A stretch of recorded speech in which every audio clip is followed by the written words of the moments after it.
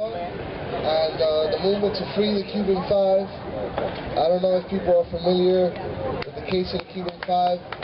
It's 5 of my compatriots who are locked up unjustly in this country because there are organizations in Miami that practice terrorism and oppose the Cuban Revolution and have committed atrocious acts such as blowing up a plane in midair filled with a young Cuban fencing team that had just won the Junior Olympics in Venezuela. They had just won the gold medal. And in 1976, a terrorist that the Bush administration gave shelter to, living in Miami, his name is Luis Posada Carriles.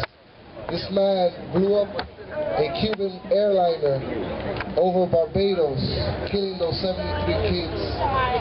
And in the 90s, this man also decided to put bombs in Cuban hotels to hurt the Cuban tourist industry, because after the fall of the Soviet bloc, as many people know, Cuba depended a lot of tourism as its main source of income.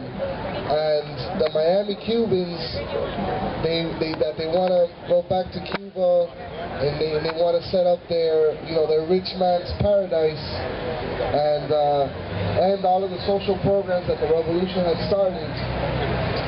They saw that the end of the Cuban Revolution might be possible, and they began doing all of those terrorist attacks that ended up killing an Italian tourist, Fabio Di Semmo. So these young Cubans had come here to the United States to thwart the terrorist activities that were done by these right-wing organizations that they do over and over and over again. And for doing that, these brothers were put in prison.